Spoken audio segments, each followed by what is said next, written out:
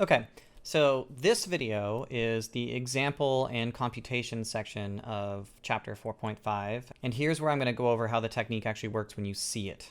And my suggestion to you would be that you try to work these examples on your own, and then you can watch the video and follow along. Or you can watch the video to see how the example is done first, and then later on you can come back and try to compute these things on your own, and then check your answers against what I do. Okay. So the first example we're going to talk about is the example that I presented earlier in the previous video, which is, let's suppose that we're looking at the integral of 2x e to the x squared dx. So this is an indefinite integral. And when I do an indefinite integral, and I suspect there's a substitution, what I'm going to do is I'm going to try to find the most complicated expression that I see inside of another function. So I'll notice that I have a product. That's a good sign if I'm doing substitution. And furthermore, that I have an x squared that's stuffed up into the exponent of this e to the x. Okay? So what I'm going to do is I'm going to make the substitution. So I'm going to guess substitution. And my guess for the substitution is going to be u is equal to x squared. Now, what I want to do is, in order to do the substitution, I don't just need u, I need du. I need something that I can substitute out the dx for. Right now I've got an integral that is a dx integral, but if I introduce a u, I've changed the variable. It's not enough just to change the variable of the function, I have to change the variable of the integral as well. So, in order to get that, I'm going to compute du is equal to, the derivative of x squared is 2x, and because this is a differential equation or expression, I'm going to write dx next to it. Now, algebraically, if you don't want to go hunting for substitutions, you can always solve these for dx, substitute in, and then see if all the x's cancel out when you're done. It might be a good idea to do that. Some of you are going to come into this class with various ways of attacking these problems. I'm not prescribing that you do it that way. I'm trying to build a method that is consistent and that I will stick to as I go. But if you have other ways of doing it, as long as you're clear about how you're approaching things, any other method that you learn for approaching these things is also fine. So if I solve this algebraically, what I get is 1 over 2x du is equal to dx. And these are the substitution steps. I'm going to go looking for an x squared, and where I see it, I'm going to drop a u into its place. And then I'm going to find a dx, and where I see it, I'm going to drop this expression right here. And hopefully what happens is all the x's cancel. So the goal is that the x's cancel. And I get an integral entirely in terms of u. So let's do it. Well, the integral of 2x e to the x squared dx is equal to 2x, that gets left alone, e to the u, where I've used this step, and then dx I'm going to replace with 1 over 2x du. I still have a mixture of x's and u's in this integral. So now I'm going to algebraically cancel, and hopefully what happens is all the x's vanish. Well, I've had 2x right here, and I have a 1 over 2x right here, which means this all reduces to the integral of e to the u du. And that's a table integral. One of the things you're expected to know in this class is your basic antiderivatives, and e to the x is one of the ones you just have to know. The antiderivative of e to the x is e to the x, or antiderivative of e to the u is e to the u plus c. But because we used substitution, and the original expression was entirely in terms of x, I have to undo the substitution when I get to the end so I can recover the composition that created the integral. So I substitute back, and I get the answer e to the x squared plus c. It's actually relatively easy to check in cases like this that you've done this correctly, because if you take the derivative of this expression, then it's pretty obvious that you're going to get e to the x squared times the derivative of the inside function, which is 2x, and you multiply. And you can see that right here. If I take the derivative of e to the x squared, I get e to the x squared, which is this piece. And then the derivative of x squared is 2x, which is this piece right here. So it should be obvious that you're looking at this is the result of applying the chain rule to this part. So I encourage you to check your answers when you're done and don't just, at least for plausibility. Okay. Example 2.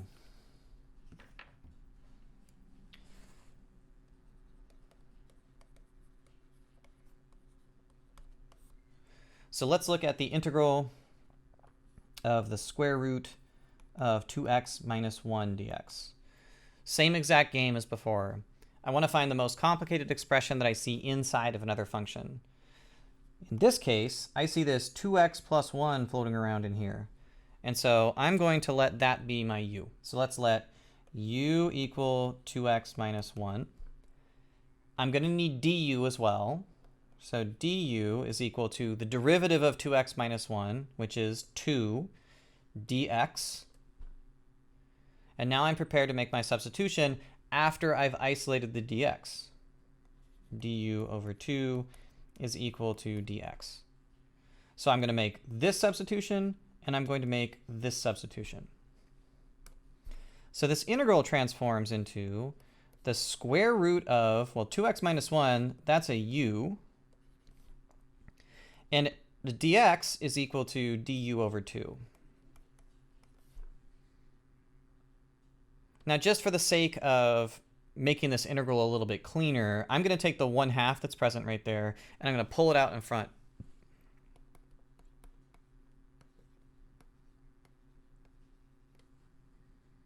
Okay. Now, here's where you need to know the power rule for integration. So I'm going to do a reminder here. So reminder that the integral of x to the n dx is equal to x to the n plus 1 over n plus 1 plus c, and that this rule applies for every single value of n except for -1. Okay, integer, fractional, decimal, whatever. Okay, so that means that this is really 1/2 times the integral of u to the 1/2 du. The integral of u to the 1/2 du is equal to 1/2 times u to the 3/2 over 3/2 plus c. And then when you do the algebra here, what you end up with is u to the 3/2 times 1/3 plus c. The question that you always need to ask yourself when you get to the end of a question like this is, did I answer the question that was asked? So you'll note that up here, this integral is an x integral, okay? So if you get down to the bottom and the function that you end up with is a u function, so this was a function of x and this is a function of u, then you haven't really answered the question, okay? So we need to substitute back in this case because I've got a function of u and I wanted a function of x. So I just undo the substitution. And what you end up with is 1/3 2x minus 1 to the 3/2 plus c. And now you're finished because we started with a function of x, we finished with a function of x. We're done. Example 3. So let's look at the integral of x over x squared plus 3 dx. Okay, same kind of idea here where I recognize that this thing is probably a substitution because it doesn't look like a product of functions, but it is a product of functions. If you don't recognize it as a product, remember that there's really no such thing as division, right? Division is just multiplication by something and the reciprocal of something else. So a quotient is always really secretly just a product. So when you see quotients of functions, undoing quotients of functions is fraught with the same sort of issues that undoing products of function is. And so you're going to need to use some kind of substitution or other rule to undo quotients as well. Okay? So we're going to guess the most complicated expression that we see embedded in another expression. In this case, the denominator of this function is x squared plus 3. So I'm going to let u equal x squared plus 3. I need an expression to replace dx with as well. So I write du is equal to 2x dx. Solving for dx gives me 1 over 2x. Du is equal to dx. And now I'm ready to do my substitution. So this is going to be equal to the integral of x, which I leave alone because there's no substitution for that, x squared plus 3, which is u, and then dx gets replaced with 1 over 2x du. And again, the check to make sure that I've done this correctly comes from algebraic cancellation and having all of the x's disappear from the problem. And you can see that happens because you end up with the integral of 1 over 2u du. And to make this easier to compute, we can actually pull the 1/2 out in front. Okay? So now we've got a table integral. The integral of 1 over u is log. So this is equal to 1/2 times the natural log of u plus c. And we can ask ourselves, are we finished? I started with an integral in x. I end up at this expression with a function in u. I can't be finished because this was about a function in x and this is about a function in u, so I have to substitute back. An indefinite integral wants a function as an answer. So this is 1/2 times the natural log of the absolute value of x squared plus 3 plus c. And then if you're paying attention, you notice you can drop the absolute values because x squared plus 3 is always a positive number. So that this is just 1/2 times the natural log of x squared plus 3 plus c. I should point out that when you're doing these questions, if you're working along in the book and you check your answers in the back and your functions don't match up exactly, frequently problems that involve natural logs or rational expressions have multiple ways of writing the answer down. And so just because your answer doesn't match doesn't mean it's not correct. And we'll talk a little bit about ways that you can test to see if your two answers might be correct later on in the course.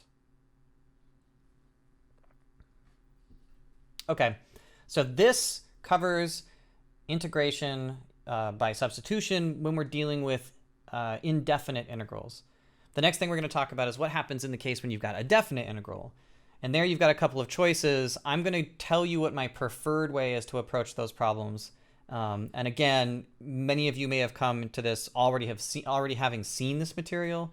I'm hoping that I can convince you that the method that I'm going to introduce is the most economical method of doing so.